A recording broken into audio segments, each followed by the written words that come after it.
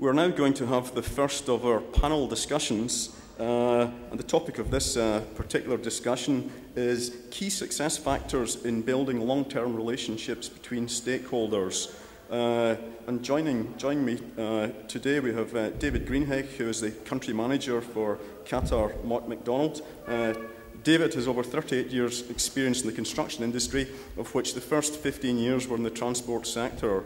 In recent years, David has become a specialist in managing complex and major projects around the world. The most noticeable recent projects include the new national stadium in the United Arab Emirates, the Karachi Port Trust Tower project in Pakistan, the Spinnaker Tower in Portsmouth, UK, Wembley Stadium in London, UK, and the Mitrayar project in India, amongst others. David is recognised as an international expert in technical dispute resolution and has often acted in arbitration mediation processes as an expert witness. He has worked for Mott McDonald for the last 30 years and is currently the divisional director and the country manager for Qatar. We also have Tim Risbridger, who is a partner with EC Harris Middle East.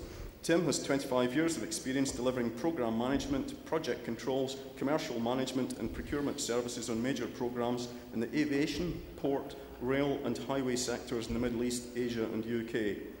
Tim has been a partner with EC Harris since 2005, during which time he has been based in Abu Dhabi.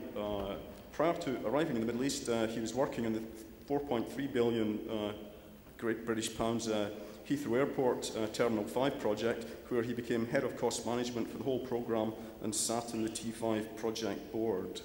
We're also joined by Maher Chatila, who's the country manager for Qatar Haider Consulting. Chatila has over 30 years international experience, and his career has taken him from Saudi Arabia to Kuwait, Lebanon, the US and Qatar. He has a bachelor's degree in civil engineering and a master's of civil engineering in tunnelling, deep foundations and retaining structures from Wayne State University in Michigan. In 2003, he had an MBA degree from the University of Central Florida. He is also a LEED and QSAS certified green professional, and throughout his career he has been employed by international contractors and consultants. He has also been the owner representative in both government and private sectors. And finally, on the stage today we have Ralph Berger, who is the Managing Director for Doka, Qatar.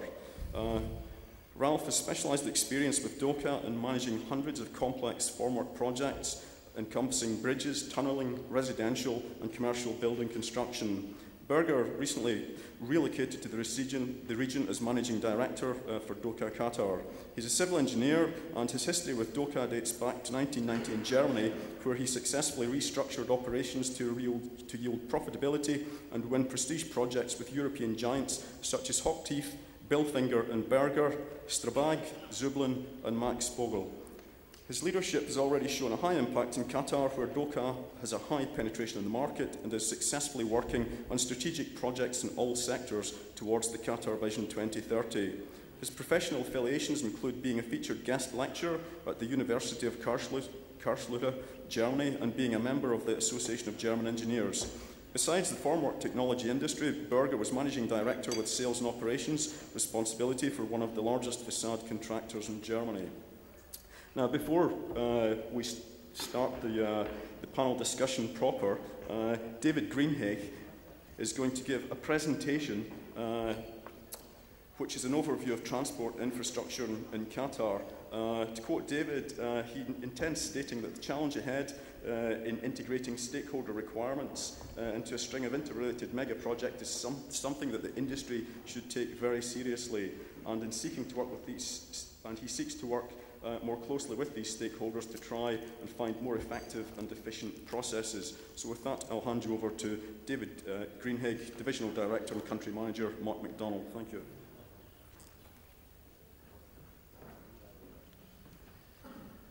Thank you very much, Martin. It's very nice to be here today, and can I say a big thank you, because the number of people that are in the room today, I think, clearly demonstrates that we as an industry are all very keen to make sure that the future mega project delivery in Qatar goes successfully well. And I think we as an industry have a responsibility to help all elements of government and all our clients to actually understand what we need to be able to make it work effectively. What I've got today is a small presentation of just some of those mega projects that are in front of us today. And what I would like to do is to just quickly go through them so that we're all aware of the challenge that lies ahead. I think our previous speaker, when he was reflecting the experiences and the lessons learned from the Olympic delivery in London, raised some very pertinent points about needing to have effective decision making, having to have a clear vision, and I would also put on top of that clear definition of roles and responsibilities so everyone understands where we're going. So what I'd like to do is to perhaps go through my presentation and look at the various areas of mega projects we've got in front of us. I'll start off first of all with the Expressways programme. As you can see from the slide I've just put up on the screen here, if you look at downtown Doha and the amount of roads that are going to be constructed or reconstructed, you can actually see the problem straight away, that this is going to be a major disruption. And not only is it going to be a major disruption, it's a disruption in an urban fabric that is possibly not as well mapped and understood as we would like it to be. And so I believe that the responsive interaction with all stakeholders is going to have to be very effective from day one, so that we manage and integrate traffic management systems, we manage and integrate service diversions on all the other very, very important integration systems that we've all got to live with. Another project that obviously we're all very aware of is obviously the Metro programme, with the first 5 mega packages being issued probably first quarter next year. By the end of next year, again, we will have all the stations being built, we will have deliveries of materials, we'll have spoil to be taken away, and this is all going to be done inside an environment where the expressways are also being undertaken at the same timescale. We also make sure that we have to future-proof a lot of our major areas of development, like at the airport and at Education City, for the eventual arrival of the heavy rail network. And we've got heavy rail connections both to Saudi Arabia and to Bahrain also envisaged, and we must make sure that whatever we do in the next 5 or 6 years does not at all compromise that long-term view, which is essential to the generation of the whole region. Obviously, we can't forget that also to actually make this happen, we're going to have the major port facility that's currently being built out at Masayed. And of course, I believe that's going to be discussed later today, so I won't say much more about it, other than to say that integrating this port into the network is also exceedingly important. In addition to the actual port itself, there is also the Masayed Industrial City, which again is going to be a major generator of income and GDP for Qatar. And this needs to be fully integrated into all our plans going forward, and particularly must have all the necessary connections into both the power, water and other utility requirements. And then let's not forget that we also have an upgrade of all our sewerage systems to go ahead. So the Idris programme, which has been out for design for some time, is now ready to start. I believe site investigations are about to go on, start around the country, and hopefully by 2015 we'll be actually delivering this deep sewerage gravity system that will modernise the sewage treatment in Qatar. And then, of course, we've got Ashgal's local roads and drainage schemes. Now, these are going to be done on top of everything we've just talked about. And there are mega millions of money to be spent in that process. And, of course, this all needs to be managed with our stakeholders. We've also got some other projects which perhaps are a little bit further ahead, but they still need to be considered. Things like Doha Bay Crossing. and also the Qatar-Bahrain Causeway. Now, what I hope our discussion will centre on today is how we, as the industry here in Qatar, can help make sure we can focus the attention of all our major stakeholders and to provide us with the types of information and connectivity and communications that we as an industry need to make us be able to manage this process effectively. I don't think we can sit back and blame anybody for not putting those systems in place. I think we have to be proactive and we have to help everybody else make sure that we get the information we need. I've got a few other issues here that are ongoing that I may have forgotten about, things like FIFA World Cup, I think we all know about that. The Lusail City development, Lusail Right Transit, new Doha Airport extension, the current one being built and then its expansion, and also as well as that we've got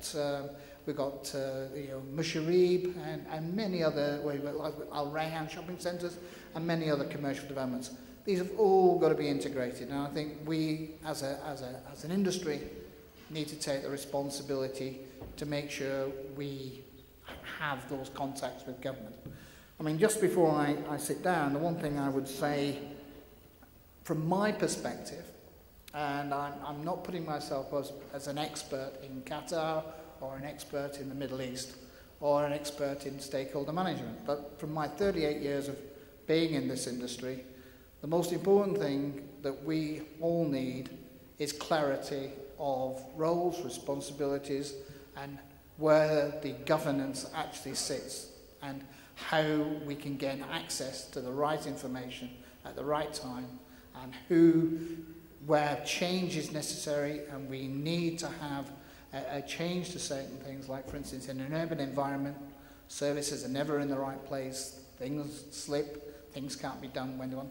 Who is going to be the people that manage this interchange? I hope with the various bodies that government are appointing at the moment, like CPO and the Logistics Authority and other people, these have all been thought about. But I think we need to help them and help everyone.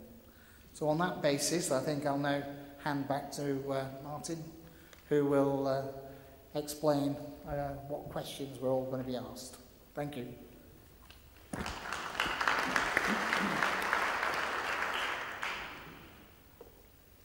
Well, thank you, David, for that excellent overview of some of the larger and those which are appropriately termed mega projects currently going on in Qatar. I'm going to move on to the questions now. As I said earlier, the topic today is key success factors in building long-term relationships between stakeholders. I'm going to address the first question to Ralph Berger from Doka. And Ralph, what do you see as being key success factors in building long-term relationships between stakeholders, or rather, what are the key prerequisites for key stakeholder engagement? In my opinion, the most important precondition is thinking about who is a stakeholder and write it down in detail what is to do regarding to the stakeholder. We have done it many years ago when we published our corporate policy, and in our current sustainability report we emphasize our huge investment in the relationship with our stakeholders. Our stakeholders are first our customers, our employees, the owner of the company, our suppliers, the society in general, and the local community, and last not least, the environment. We carry on a policy of an active and open communication with our various stakeholders and speak to them with a large number of different communication media, like, for example, this event. By involving an ongoing dialogue, the goal is to secure and to boost the people's confidence in us as a reliable partner. Thank you, Ralph. If I could pass that question on to Tim Risbridger of EC Harris. Yeah, I think I'd agree with Ralph. I think the local community is a key issue here. How do we engage with the local community when we're doing all those projects that David was talking about? Social infrastructure is a key element. It's already there are already concerns around practical things such as schooling and the like. And clearly, as these projects start to roll out, those challenges are going to become much greater. And I think it's going to be key. How do we plan and how do we communicate and how do we deal with the local community stakeholder? Because we can see already today that the traffic jams on the Corniche. This is very practical. But it's how do we plan and how do we address that? Thank you, Tim. And Maher, can I ask the same question of you? Yeah, I think the main hard task of collecting information about all the different stakeholders have already been done. I mean, we've been assisting Qatar Rail and Ashghal in late 2010 and early 2011. And one example, like what number of stakeholders can we consider for Qatar Rail and their main corridor for the metro, we ended up with 41 different stakeholders. It included making interviews, registering their names, and going through the process of making a catalog of all these stakeholders who are the decision makers, mapping it all out, creating workflows. So again, the hard work has been done, and we're keeping adjusting and updating the workflow for all these different stakeholders. Definitely, I'm not minimizing how complex the task will be, but we're not starting from scratch. That's all what I'm saying. Thank you, Maher. That's a very useful update and insight. Thank you. And David, can I ask you finally the same question? I think you may have covered some of this in your presentation. Yeah, I think I've already covered most of my thoughts, but I think one of the things that was prompted by one of my colleagues is that, yes, I think in my opening remarks, I was very much focused on government stakeholders. And government stakeholders are very important, but I think we should not lose sight of the fact that the communities in which our people live and the people that we need to attract to work for us are also stakeholders. And at the moment, there are a lot of barriers to bringing certain kind of skilled personnel into Qatar. And I think we need to address some of those barriers, one of them being schooling, for that middle band of professionals where we have difficulty in attracting them here. So I think there's lots of mitigation measures we all need to put into place to mitigate the risks with our stakeholders. Thank you, David. The next question, which follows on from... Can I just make a follow-up? Yes, of course, Maher, please. There is an initiative, and I think the commercial attaché of the British Embassy is here among us. The British Embassy has taken an initiative to encourage British schools to come to Qatar. And so this is an acknowledgement that there is a need to bring in more high-quality schools into Qatar. And it's working through two directions. One is to bring in new schools, and one to enlarge the existing ones. Thank you, Maher. I think the whole question of social infrastructure, in addition to infrastructure proper, is probably a subject in its own right, but obviously a very pertinent and relevant one.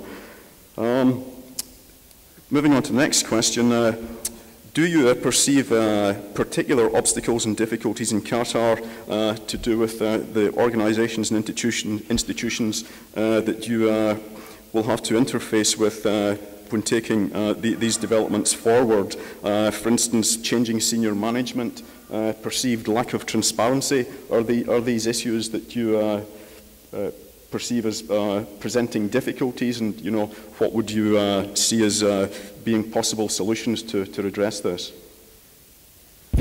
Yes, if we could start with David. Thank you.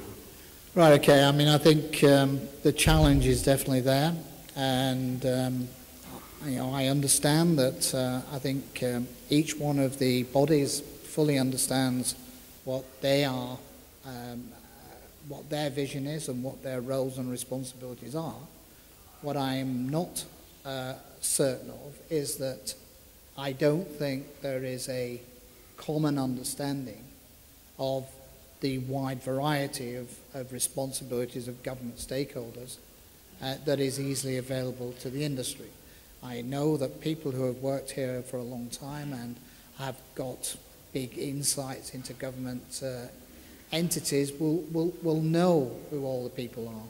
But I feel this is a communication issue. I think we need to have better coordination and communication of what the roles of all the bodies are. Like, for instance, we could learn from places like Bahrain, where Bahrain, their CPO office there, actually integrates, is a one-stop shop for all stakeholder issues with government. And it then finds the most appropriate bodies to deal with issues, whether they be planning issues, whether they be approval issues or whatever. I'm not suggesting that should be something taken up here, but what I'm saying is that I think we need more joined up communications between all the bodies so that everyone understands precisely the roles these bodies undertake and when and how we communicate with them. Thank you, David. That's quite a prescriptive and comprehensive answer to that question. Tim Risbridger of EC Harris, can I ask you the same? Yeah, I mean, taking what David just said one step further, I think one of the key challenges is going to be how do we prioritise projects? So when does one organisation, government organisation structure or client structure, have precedent over another? And one of the things that's definitely going to happen as such projects as the Metro progresses, there are going to have to be logistical preference given to certain key projects which are fundamental for the delivery of some of the unmovable dates, such as the World Cup, for example. I think how we engage with these government organisations, how we discuss and plan the priorities is going to be quite challenging.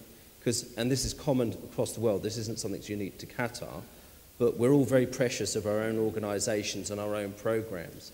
So when we're asked to give way to another organisation, we typically, all of us, it's human nature, resist. And I think we will see that there will be instances where that will happen. It's going to be very challenging for us to manage that.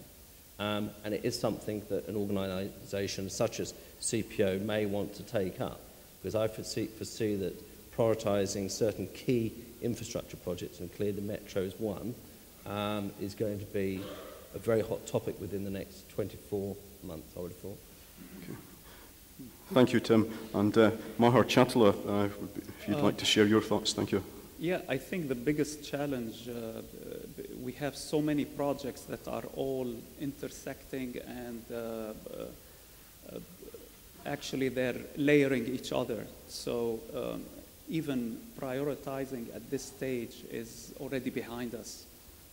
We have 7 years of a window to perform the projects that David had mentioned on the expressway or the internal roads and drainage or the metro. So that's basically the challenge. I could give you a small snapshot of how stakeholder management is being conducted on a small example of rerouting of services for a future station, underground station in downtown Doha.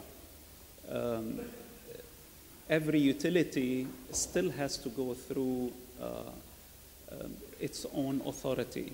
So let's say an engineer from Haidar Consulting will have to go, an electrical engineer from Haidar Consulting will still have to go to his counterpart at Kahrama, discuss with them the diversion work, get his initial approval. then this scheme will have to be elevated to a joint technical committee which has been formed, and this joint technical committee has the power to approve or reject or defer a decision. If we couldn't agree on the diversion